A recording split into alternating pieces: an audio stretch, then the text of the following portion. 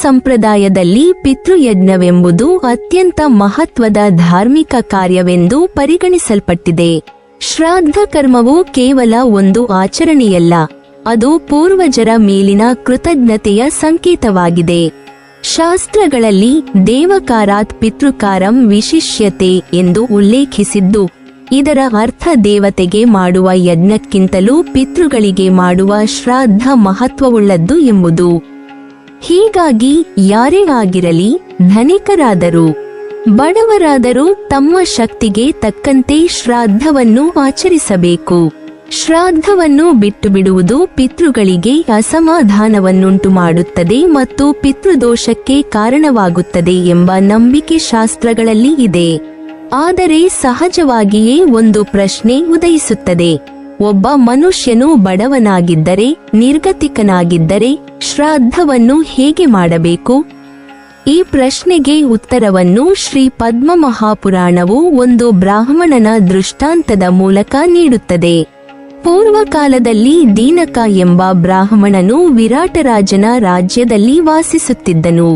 ಅವನು ತನ್ನ ಹೆಸರಿನಂತೆಯೇ ಕಡುಬಡವನಾಗಿದ್ದ. ಅವನ ತಂದೆಯ ಶ್ರಾದ್ದದ ದಿನ ಬಂತು. ಆದರೆ ಕೈಯಲ್ಲಿ ಒಂದು ಕಾಸು ಇರಲಿಲ್ಲ, ಮನೆಯಲ್ಲಿ ಧಾನ್ಯಗಳೂ ಇರಲಿಲ್ಲ. ಶ್ರಾದ್ದ ಮಾಡಲು ಬೇಕಾದ ಸಾಮಗ್ರಿಗಳು ಯಾವುದೂ ಇರಲಿಲ್ಲ. ಶ್ರಾದ್ದವನ್ನು ಮಾಡದೆ ಬಿಡಲು ಮನಸ್ಸು ಒಪ್ಪಲಿಲ್ಲ. ತಂದೆಯ ಶ್ರಾದ್ದವನ್ನು ನೆರವೇರಿಸಲು ಯೋಗ್ಯತೆ ಇಲ್ಲದ್ದಕ್ಕಾಗಿ ಅವನು ಆಳವಾದ ನೋವಿನಿಂದ ತನ್ನನ್ನು ತಾನೇ ದೂಷಿಸಿಕೊಂಡು ಕಣ್ಣೀರಿಟ್ಟ. ಶಾಸ್ತ್ರಗಳ ಪ್ರಕಾರ ಶ್ರಾದ್ದದ ದಿನ ನಿಜವಾಗಿಯೂ ಏನೂ ಇರದಿದ್ದರೆ ದುಃಖದಿಂದ ರೋಧಿಸಬೇಕು ಎಂಬ ಹೇಳಿಕೆ ಇದೆ. ಆದರೆ ದೀನಕ ಬ್ರಾಹ್ಮಣನ ಹೃದಯಕ್ಕೆ ಅದರಿಂದ ಸಮಾಧಾನವಾಗಲಿಲ್ಲ. ಕೊನೆಗೆ ಆತನು ಜ್ಞಾನಸಂಪನ್ನ ವೃದ್ಧರೊಬ್ಬರ ಹತ್ತಿರ ತೆರಳಿ ತನ್ನ ನೋವು ಹಂಚಿಕೊಂಡು ಪ್ರಶ್ನಿಸಿದ: ಸ್ವಾಮಿ, ಇಂದು ನನ್ನ ತಂದೆಯ ಶ್ರಾದ್ದ ದಿನ, ಆದರೆ ನನ್ನ ಬಳಿ ಧನ ಸಂಪತ್ತು ಇಲ್ಲ, ಮನೆಯಲ್ಲಿ ಪದಾರ್ಥಗಳಿಲ್ಲ, ನಾನು ಏನು ಮಾಡಲಿ?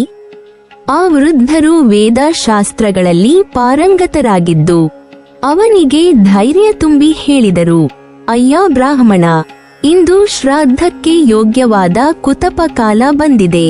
ನೀನು ಕಾಡಿಗೆ ಹೋಗಿ ಅಲ್ಲಿ ಎಳೆ ಹುಲ್ಲನ್ನು ಕಿತ್ತು ಆಕಳಿಗೆ ತಂದೆಯ ಹೆಸರಿನಲ್ಲಿ ಸಮರ್ಪಿಸು. ಹಸಿರು ಹುಲ್ಲನ್ನು ಸಂಕಲ್ಪಪೂರ್ವಕವಾಗಿ ತಂದೆಯ ಉದ್ದೇಶದಿಂದ ಹಸುವಿಗೆ ತಿನ್ನಿಸಿದರೆ ಅದು ವಿಧಿಪೂರ್ವಕ ಶ್ರಾದ್ದ ಮಾಡಿದಂತೆಯೇ ಫಲ ನೀಡುತ್ತದೆ. ವೃದ್ಧರ ಸಲಹೆಯನ್ನು ಆ ಬ್ರಾಹ್ಮಣನು ತಕ್ಷಣ ಪಾಲಿಸಿದ. ಅವನು ಕಾಡಿಗೆ ತೆರಳಿ ಎಳೆ ಹುಲ್ಲು ಕಿತ್ತು ಸಮೀಪದಲ್ಲಿದ್ದ ಆಕಳಿಗೆ ತಂದೆಯ ಹೆಸರಿನಲ್ಲಿ ಅರ್ಪಿಸಿದ. ಆಕಳು ಸಂತುಷ್ಟವಾಗಿ ಹುಲ್ಲನ್ನು ತಿಂದಿತು. ಈ ಕೃತ್ಯದಿಂದಲೇ ದೀನಕನು ಅಪಾರ ಪುಣ್ಯವನ್ನು ಸಂಪಾದಿಸಿದನು. ಆ ಪುಣ್ಯಫಲದಿಂದ ಅವನು ಮರಣಾನಂತರ ಸ್ವರ್ಗದಲ್ಲಿ ನೆಲೆಗೊಂಡನು. ನಂತರ ಭೂಮಿಯಲ್ಲಿ ಪುನರ್ಜನ್ಮ ಹೊಂದಿದಾಗ ಸಿರಿವಂತರ ಮನೆಯಲ್ಲಿ ಹುಟ್ಟಿ ಆ ಜೀವನದಲ್ಲಿ ವೈಭವಪೂರ್ಣವಾಗಿ ಪಿತೃಕರ್ಮಗಳನ್ನು ನೆರವೇರಿಸಲು ಸಾಧ್ಯವಾಯಿತು. ತರುವಾಯ ಅವನು ಚಕ್ರವರ್ತಿಯಾಗಿ ಜನಿಸಿ ಅಪಾರ ಐಶ್ವರ್ಯವನ್ನು ಅನುಭವಿಸಿದನು. ಈ ಕಥೆ ನಮಗೆ ಒಂದು ಸ್ಪಷ್ಟ ಸಂದೇಶ ನೀಡುತ್ತದೆ: ಶ್ರಾದ್ದಕ್ಕೆ ಹಣವಿಲ್ಲದೆ, ಸಾಮಗ್ರಿಗಳಿಲ್ಲದೆ ಬಿಟ್ಟು ಬಿಡಬಾರದು. ತನ್ನ ಶಕ್ತಿಗೆ ತಕ್ಕಂತೆ ಭಗವಂತ ಕೊಟ್ಟಿದ್ದನ್ನು ವಂಚನೆ ಮಾಡದೆ ಭಕ್ತಿಯಿಂದ ಪಿತೃಗಳಿಗೆ ಅರ್ಪಣೆ ಮಾಡಬೇಕು.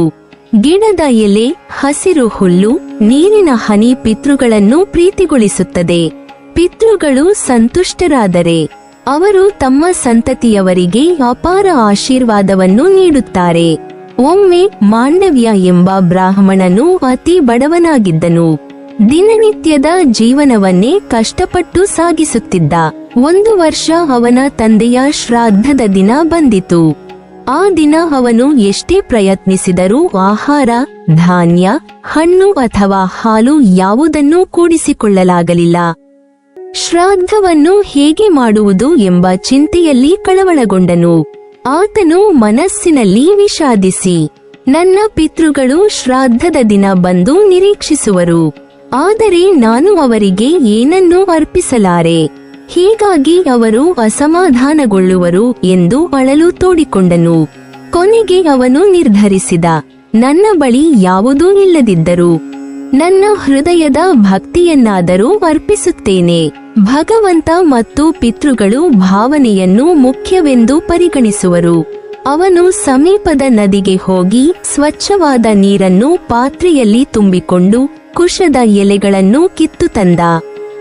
ಅವುಗಳನ್ನು ಅಕ್ಕಿ ಎಂದುಕೊಂಡು ನೀರನ್ನು ಹಾಲು ತುಪ್ಪ ಎಂದುಕೊಂಡು ಮನಸ್ಸಿನಲ್ಲಿ ಸಂಕಲ್ಪ ಮಾಡಿ ಪಿತೃಗಳಿಗೆ ಅರ್ಪಿಸಿದನು. ಅವನು ಮಂತ್ರಗಳನ್ನು ಜಪಿಸುತ್ತಾ ಈ ಅರ್ಪಣೆ ನಿಮಗಾಗಿ ಎಂದು ಪ್ರಾರ್ಥಿಸಿದ. ಅದ್ಭುತವೆಂದರೆ ಪಿತೃಗಳು ಅವನ ಭಾವನಾತ್ಮಕ ಶ್ರದ್ಧೆಯಿಂದ ತೃಪ್ತರಾಗಿ ನಿಜವಾಗಿಯೇ ಆ ನೀರು ಹಾಲಾಗಿ ಆ ಎಲೆಗಳು ಅಕ್ಕಿಯೂ ಪಿಂಡವಾಗಿಯೂ ಪರಿವರ್ತನೆಯಾದವು ಎಂದು ಹೇಳಲಾಗಿದೆ. ಪಿತೃಗಳು ಸಂತುಷ್ಟರಾಗಿ ಅವನಿಗೆ ಆಶೀರ್ವಾದ ನೀಡಿದರು.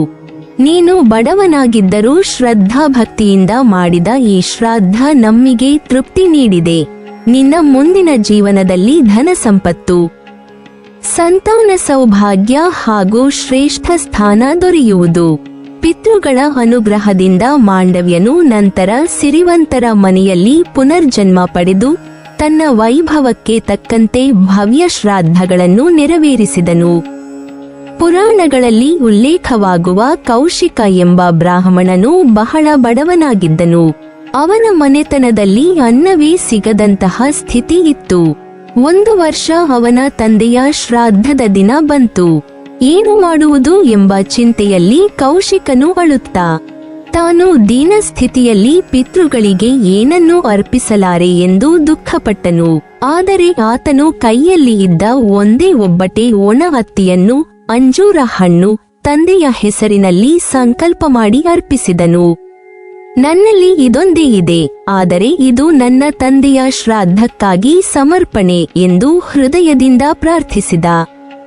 ಆ ಕ್ಷಣದಲ್ಲಿ ಪಿತೃಗಳು ಆ ಅರ್ಪಣೆಯಿಂದ ತೃಪ್ತರಾಗಿ ಕೌಶಿಕನಿಗೆ ದೈವಿ ಅನುಗ್ರಹ ದೊರೆಯುವಂತೆ ಆಶೀರ್ವಾದಿಸಿದರು. ನಂತರ ಕೌಶಿಕನು ಸುಖ ಸಂಪತ್ತು ಹೊಂದಿ ವೈಭವಪೂರ್ಣ ಜೀವನವನ್ನು ನಡೆಸಿದನೆಂದು ಕಥೆ ಹೇಳುತ್ತದೆ. ಮಾರ್ಕಂಡೇಯ ಋಷಿ ಒಮ್ಮೆ ಶಿಷ್ಯರಿಗೆ ಪಿತೃಶ್ರಾದ್ದದ ಮಹತ್ವವನ್ನು ವಿವರಿಸುತ್ತಿದ್ದರು. ಶಿಷ್ಯರಲ್ಲಿ ಒಬ್ಬನು ಕೇಳಿದ, ಸ್ವಾಮಿ, ಬಡವನು ಶ್ರಾದ್ದಕ್ಕೆ ಏನನ್ನೂ ಕೊಡಲಾಗದಿದ್ದರೆ ಅವನು ಏನು ಮಾಡಬೇಕು? ಮಾರ್ಕಂಡೇಯ ಮಹರ್ಷಿ ಉತ್ತರಿಸಿದರು, ಪಿತೃಗಳಿಗೆ ಮನಸ್ಸಿನಿಂದ ಮಾಡಿದ ಅರ್ಪಣೆಯೂ ಸಾಕು. ಹೂವಿನ ಒಂದು ರೆಕ್ಕೆ, ನೀರಿನ ಒಂದು ಹನಿ ಪಿತೃಗಳನ್ನು ಸಂತೋಷಗೊಳಿಸಲು ಸಾಕು. ಪಿತೃಗಳಿಗೆ ಭಕ್ತಿ ಮುಖ್ಯ, ವಸ್ತು ಮುಖ್ಯವಲ್ಲ. ನಿಜವಾದ ಶ್ರದ್ಧಾಭಾವವುಳ್ಳವನಿಗೆ ದೇವತೆಗಳು, ಪಿತೃಗಳು ಕರುಣಿಸುತ್ತಾರೆ. ಅದರ ಉದಾಹರಣೆಗೆ ಅವರು ಒಂದು ಘಟನೆ ಹೇಳಿದರು. ಒಮ್ಮೆ ಒಬ್ಬ ಬಡ ಬ್ರಾಹ್ಮಣನು ಶ್ರಾದ್ದದ ದಿನ ಪಿತೃಗಳಿಗೆ ಕೇವಲ ನೀರಿನ ಹನಿಯನ್ನು ಮಾತ್ರ ಅರ್ಪಿಸಿದ. ಆದರೆ ಪಿತೃಗಳು ಅದರಿಂದ ತೃಪ್ತರಾಗಿ ಅವನಿಗೆ ಧನ ಸಂಪತ್ತನ್ನು ಆಶೀರ್ವಾದವಾಗಿ ನೀಡಿದರು. ಶ್ರಾದ್ದವೆಂದರೆ ಶ್ರದ್ಧಾಭಕ್ತಿಯಿಂದ ಮಾಡಿದ ಸಮರ್ಪಣೆ. ಬಡವನಾಗಲಿ ಧನಿಕನಾಗಲಿ ಪ್ರತಿಯೊಬ್ಬರೂ ತಮ್ಮ ಶಕ್ತಿಗೆ ತಕ್ಕಂತೆ ಪಿತೃಯಜ್ಞವನ್ನು ಮಾಡಲೇಬೇಕು. ಪಿತೃಗಳು ಹೃದಯದಿಂದ ಮಾಡಿದ ಸಣ್ಣ ಸಮರ್ಪಣೆಯನ್ನು ಸಂತೋಷದಿಂದ ಸ್ವೀಕರಿಸುತ್ತಾರೆ. ಶ್ರಾದ್ದಕ್ಕೆ ಧನ ಸಾಮಗ್ರಿಗಳು ಮುಖ್ಯವಲ್ಲ. ಭಕ್ತಿ, ಶ್ರದ್ಧೆ ಮತ್ತು ಪಿತೃಗಳ ಬಗ್ಗೆ ಇರುವ ಕೃತಜ್ಞತೆ ಮುಖ್ಯ. ಮನಸ್ಸಿನಿಂದ ಮಾಡಿದ ಅರ್ಪಣೆಯು ಪಿತೃಗಳನ್ನು ಸಂತೃಪ್ತಿಗೊಳಿಸುತ್ತದೆ. ಬಡವನಾದರೂ ನಿರ್ಗತಿಕನಾದರೂ ತನ್ನ ಶಕ್ತಿಗೆ ತಕ್ಕಂತೆ ಪಿತೃಯಜ್ಞವನ್ನು ಮಾಡುವುದರಿಂದ ಅಪಾರ ಪುಣ್ಯ ದೊರೆಯುತ್ತದೆ. ನೀವಿನ್ನೂ ನಮ್ಮ ಚಾನೆಲ್ ಅನ್ನು ಸಬ್ಸ್ಕ್ರೈಬ್ ಮಾಡಿಲ್ವಾ? ಹಾಗಾದರೆ ಈ ಕೂಡಲೇ ನಮ್ಮ ಇಂದ್ರಜಾಲ ಚಾನೆಲ್ ಅನ್ನು ಸಬ್ಸ್ಕ್ರೈಬ್ ಮಾಡಿ ಮತ್ತು ಪಕ್ಕದಲ್ಲಿರುವ ಬೆಲ್ ಐಕಾನ್ ಅನ್ನು ಕ್ಲಿಕ್ ಮಾಡಿದರೆ ನಮ್ಮ ಹೊಸ ವಿಡಿಯೋಗಳನ್ನು ನೀವು ನೋಡಬಹುದು.